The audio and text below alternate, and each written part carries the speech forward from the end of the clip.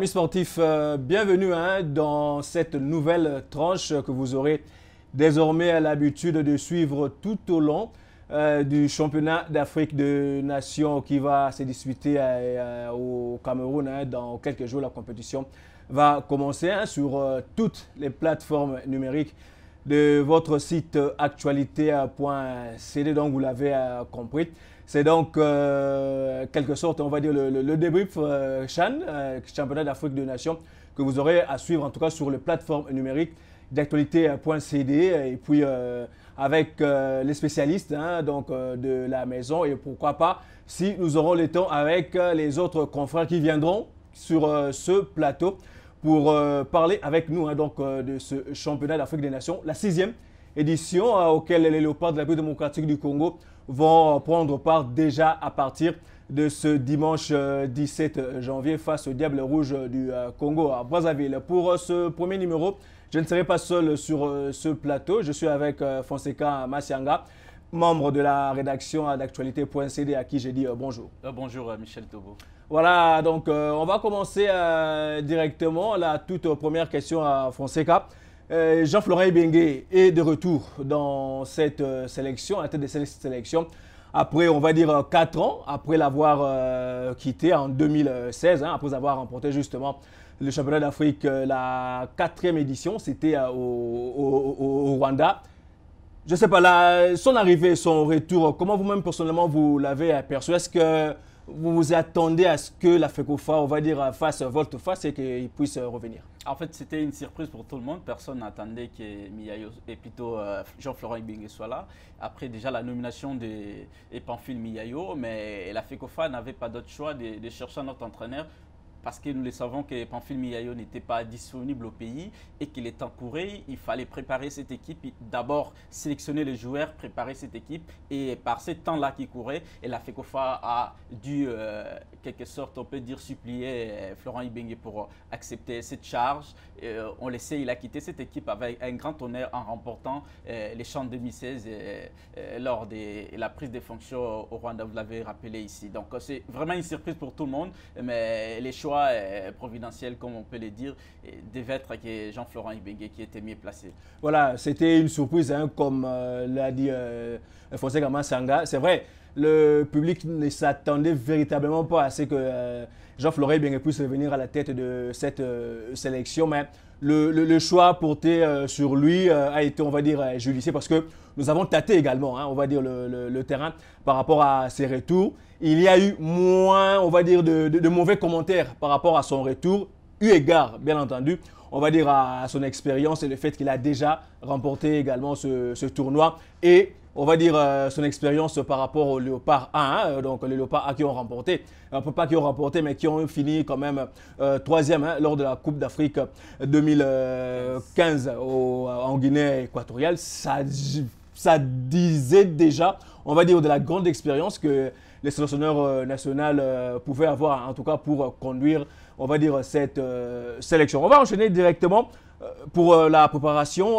33 joueurs ont été retenus pour la simple et bonne raison que la Confédération africaine de football, eu égard justement, on va dire, à la pandémie du coronavirus, a tout prévu. Il y aura une liste de 23 qui sortira. Et puis, bien entendu, il y aura 10 réservistes au cas où un de 23 sera peut-être contaminé. Sur cette liste de 23, vous l'avez vu, je ne sais pas, est-ce qu'il a eu raison de retenir ces 33 pour qu'il n'y ait pas? Parce qu'on sait que Darkabangou n'était pas sur la première liste et il a été récupéré par après. On va dire, à part lui, c'est on va dire la seule nouvelle qui a fait, on va dire, le tollé de la presse sportive congolaise, en tout cas dans l'ensemble, lors de la publication de cette liste de 33. Votre avis par rapport à ça? Alors, en fait, la liste des 33, il n'y a pas de grosses absences. Quasiment les joueurs qui brillent au niveau du championnat ont été retenus. Il faut aussi les rappeler ici, Jean-Florent Ibenge a dit s'est fié aux entraîneurs de clubs qui ont proposé d'abord des présélections. Et lui aussi, en tant qu'entraîneur de V-Club qui dispute le même championnat que les autres entraîneurs, a dit superviser certains joueurs que ses compères du championnat ont proposé. Et à la fin, il a quand même concocté cette liste des 33 joueurs. Il y a quelques regrets, mais on ne peut pas quand même prendre tout le monde. Mais les joueurs attendus, ils sont quasiment tous là. Et cette liste ne souffre quasiment pas en fait, des mauvaises contestations, mauvaises interprétations. Même le fait qu'Edar Kabang n'était pas là et ensuite il a été récupéré suite aux déforfaits, notamment d'Arsène Zola et les joueurs de Lupopo qui n'avaient même pas de passeport pour faire les déplacements de la Tanzanie. Généralement, c'est une belle liste, mais les temps les temps pour la préparation n'a pas été en fait assez suffisant, mais je pense l'entraîneur Florent Ibenge, c'est un entraîneur expérimenté qui connaît la cuisine, qui connaît le football congolais, qui connaît qu'est-ce qu'il peut faire pour qu'il présente quand même une équipe qui va défendre de belle manière les couleurs de la RDC. Il a déclaré d'ailleurs qu'il aurait en tout cas souhaité avoir assez de temps justement pour, on va dire, mettre en place une équipe. Bon, je ne dirais pas compétitive parce que le championnat national congolais a ses joues. Tous ces joueurs jouent le championnat. Ils sont compétitifs, mais ça n'ira peut-être pas, en tout cas directement, pour, on va dire, la cohésion. Mais le match contre la Tanzanie, nous avons suivi, on va dire, quelques bribes d'images. Surtout, le premier 11 de Jean-Florent Ibenge lors de cette explication amicale, on va dire, a quand même satisfait sur le plan, on va dire, tactique, le fameux 4-3-3 dont il a le secret qui a véritablement bien marché lors de cette explication. Et certainement, il ne va pas changer les choses. On les connaît, Jean-Florent Ibenge, amoureux du 4-3-3, surtout avec son milieu triangle et pointe haute, des milieux travailleurs et en plus un technicien devant la ligne offensive. Donc derrière plutôt la ligne offensive, je pense qu'il nous a déjà donné l'indication pour les CHAN. Certainement, ce sont les joueurs avec qui il compte débuter les championnats. Il y a eu des satisfactions, surtout avec les 11 de départ. On l'a constaté, hormis quelques automatismes à régler, mais l'équipe là montre déjà qu'elle peut être très belle au Cameroun. Mais il y a aussi des remplaçants qui ont commencé la seconde partie du match, qui ont individuellement, pas peut-être collectivement, individuellement, qui ont aussi montré de très belles choses au cours de cette rencontre face au Taifa Star de la Tanzanie. Personnellement, je ne suis pas, on va dire, étonné en tout cas de la forme ou de la prestation de cette équipe par rapport à cette explication. Ça dit tout, on va dire, de la qualité des joueurs que nous regorgeons ici sur place en République démocratique du Congo et on va dire de la qualité du championnat sur le plan au classement de la CAF. La République démocratique du Congo a quand même le 4e championnat en termes de compétition. Il ne faut pas quand même l'oublier, en termes de compétition, pas en termes de moyens. Le 4e championnat, on va dire, le plus compétitif, raison pour laquelle on va dire presque chaque saison maintenant, la République démocratique du Congo place minimum 3 équipes, on va dire, lors de compétitions africaines interclubs. Ce n'est pas pour rien que Jean-Florent Ibenge, lors de sa première interview, quand il a été, on va dire, nommé à nouveau, il a déclaré clairement qu'on ne peut pas aller dans ce genre de tournoi où on a été 2 fois vainqueur pour aller faire de la figuration. Donc, déjà sur le plan psychologique, il est en train de positionner et le joueur et par ricochet, nous tous observateurs et publics, à ce que cette équipe fasse un très bon résultat. Justement, parlons de ça. Est-ce que ce n'est pas, on va dire, se mettre le couteau dans la gorge au cas où on ne le souhaite pas, nous sommes tous Congolais, on voudrait que cette coupe revienne au pays pour la 3e fois de suite. Est-ce que ce n'est pas pour lui, on va dire, une sorte de pression, se mettre, on va dire, le couteau au cou, au cas où ça ne marcherait peut-être pas pour lui ou pour l'ensemble de l'équipe? Je ne pense même pas, il pouvait le dire ou ne pas, mais la RDC a quand même gagné des CHAN après 4 participations. Ça montre déjà que cette équipe-là, quand elle participe à ce genre de tournois, c'est la gagne. Vous pouvez le dire ou non, mais automatiquement, les gens attendent que les Léopards remportent les tournois à nouveau. Et surtout qu'en 2018, nous étions absents. Et là, nous rentrons au Cameroun. Et même les joueurs savent que quand on dispute ce genre de tournois, les supporters supporters en RDC partout au monde, les Congolais, ils attendent qu'on puisse remporter cette rencontre. Pour revenir un peu sur la préparation contre la Tanzanie, vous le savez comme moi, les rencontres amicaux n'ont pas n'ont pas toutefois l'obligation d'être gagnées. Bien sûr. Il y a des trucs, beaucoup de choses que les entraîneurs travaillent là, au cours des matchs amicaux. Peut-être vous voulez avoir comment son équipe va se comporter au niveau des assises, peut-être offensives, défensives, comment les joueurs se repositionnent sur le terrain, les efforts qu'ils fournissent. Et là, je crois qu'on a eu quand même cet avantage de débuter notre championnat assez tôt pour que nous ayons des joueurs qui sont en jambes. Il y a quand même des joueurs qui se sont démarqués en cette phase quasiment finissante du championnat national de football de la RDC. Donc sur ces points-là, je pense que Jean-Florent Ibenge ne se trompe pas. Il sait que la RDC, c'est la gagne au niveau du CHAN. C'est la seule nation qui a remporté 2 fois et c'est la seule nation subsaharienne qui a gagné ce trophée. Et là, il n'y aura que les Maroc et la Libye qui ont aussi gagné cette compétition. D'ailleurs, la Libye qui sera dans notre groupe. Voilà. Justement, moi personnellement, je me souviens lors de la 4e édition, la préparation du CHAN 2016. L'équipe n'avait pas joué les éliminatoires. J'étais justement face à la République centrafricaine qui avait déclaré forfait. J'ai eu personnellement Jean-Florent Ibenge en interview juste après. Il avait déclaré qu'il aurait souhaité jouer, on va dire, ce match. Mais compte tenu de la situation, ce n'était pas le cas. C'était tant mieux pour cette sélection nationale. Et juste après que la coupe soit venue au pays, je l'ai eu encore en interview et il n'avait pas déclaré clairement aux joueurs ou à l'ensemble de son staff technique publiquement que l'objectif était d'aller gagner le tournoi. Mais c'était, on va dire, un objectif interne et à la FECOFA et on va dire à l'ensemble de l'équipe. Là, maintenant, moi personnellement, je trouve que c'est un peu risqué de sa part du fait qu'il a déclaré tout haut que le pays va gagner la compétition. Bon, on ne peut que lui souhaiter toutes les bonnes chances du monde et que cette coupe revienne au pays, en tout cas pour la 3e fois. Ça sera vraiment une très bonne chose pour les Léopards. On va revenir un tout petit peu en arrière. La République démocratique du Congo n'a pas participé à la 5e édition. Est-ce qu'on peut dire que cette 6e édition, on va dire que c'est une édition de rachat parce que on était parmi les rares nations à avoir participé 4 éditions consécutivement à cette compétition et brusquement à la 5e édition, éliminé et surtout au préliminaire et contre le Congo Brazzaville, ce qui avait fait énormément du mal, en tout cas à l'ensemble du public sportif national.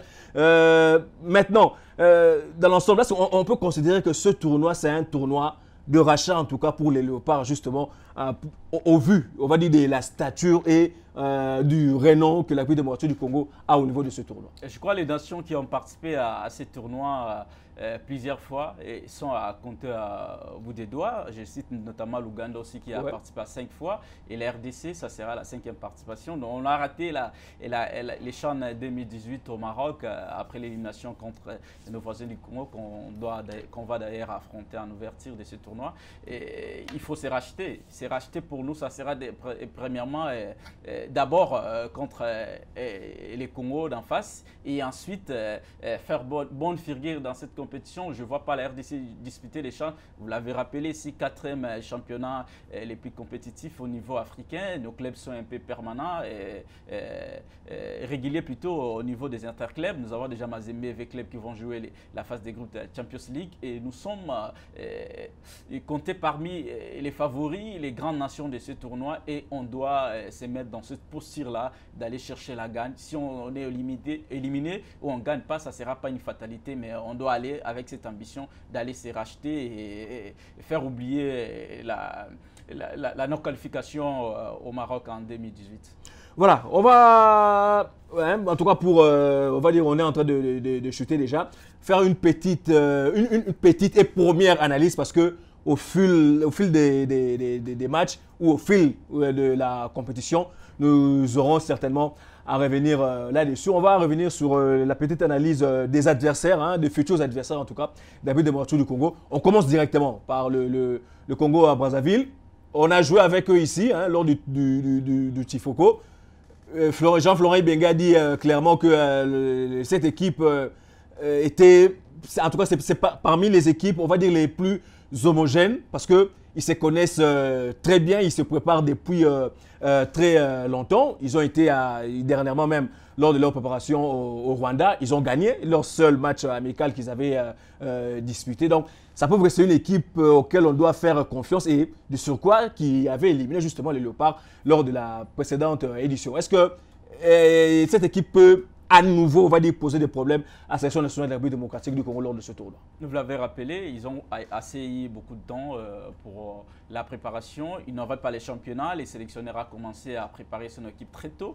Ils ont eu le temps de faire la préparation physique, mettre en place des dispositifs technico-tactiques, d'aller aussi au Rwanda, jouer ses matchs amicaux face aux Amavubi. Et c'est une sélection qui veut peut-être confirmer sa suprématie au niveau local et face à la RDC, surtout qui reste sur une entre guillemets victoire parce que nous étions éliminés contre eux, notamment à cause de la règle du but marqué à l'extérieur. Voilà, donc ils viendront certainement confirmer et la première rencontre dans un tournoi est très important pour toutes les deux sélections et la RDC sera face à une équipe devant laquelle la RDC cherchera les rachats, cherchera à se venger et surtout c'est les derbys des grands fleuves Congo, des derbys.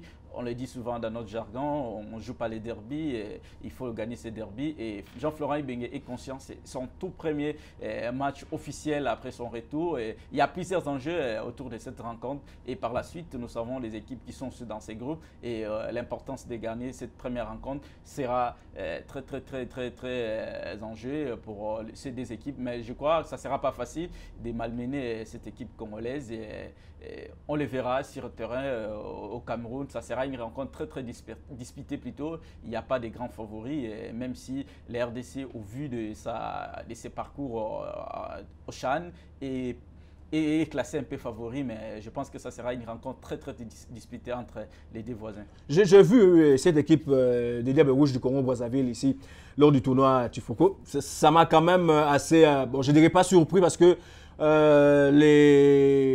nos voisins d'en face jouent quand même un football assez plaisant.